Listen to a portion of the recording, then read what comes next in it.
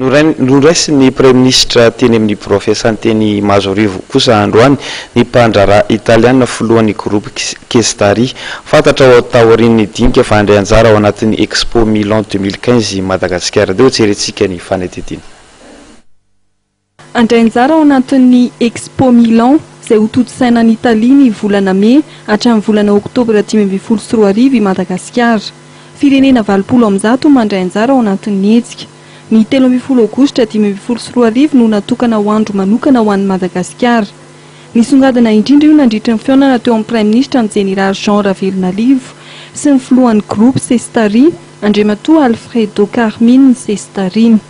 Italia Afrika moa dia fikambanana mpandrara maro moa zareo izy ary efa miara-miasa amin'ny firenena 20 aty an'Afrika.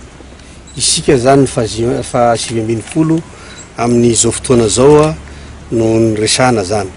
Ka voalohany aloha tenenako dia misaotra ny zareo reto satria iarahantsika mahalala fa misy le exposition 2015 any Milan izay ho atao manomboka amin'ny voalohany volana May ka hatrany amin'ny volana Oktobra.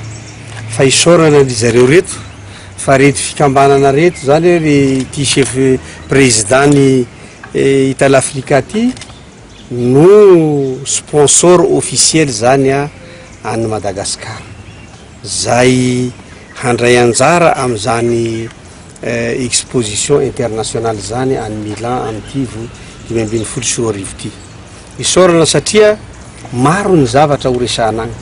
Raha dinina zany ary zay nahatonga ny tenako na ny filohan'ny Republika zany faraparatsy Ray Aminay no makany satria amin'ny 13 Aogositra dia andro ray natokana ho an'ny Madagasikara. Ny ao zany dia tsisy resana satria firenena 50 no mandray anjara ao, tsy misy ho resana amin'ny andro raha tsy Madagasikara. Ka rehefa iresaka ny Madagasikara zany dia ho resana ao daholo ny sehatra rehetra mikasika an'le inona ataontsika iny hoe le paikady natao dinasa, le PND sy ny paritra malagasy zary ho bolana, zany hoe plan de mise en œuvre ny PND. Momba ny groupe Sestari manokana, araka ny fanazavana nentin'Andriamatoa Alfredo Carmine Sestari, ny sehatry ny angovo ny tena ampiasain'izy ireo vola eto Madagasikara. Arakaizany dia izy nitetika asa filamatra ho tanterahiny.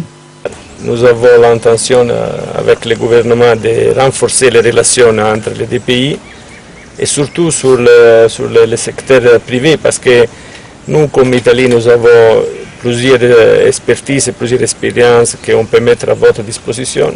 Et nous, on va travailler avec le gouvernement pour le développement du pays et on va mettre en place des projets pilotes qu'on peut avant tout évaluer. Et après, on va choisir des investisseurs italiens qui peuvent créer des partenariats avec le secteur privé du Madagascar et avec les institutions du Madagascar. Arak'izany, izy ny délégationna malagasy hiatrika ny Expo Milan 2024. Ny sehatra ara-toe-karena sosialy no mendanja mandritra ny andro manokana ho an'ny Madagasikara mandritra ny Expo Milan izay ho toto-saina amin'ny volana May hatramin'ny volana Oktobra 2024.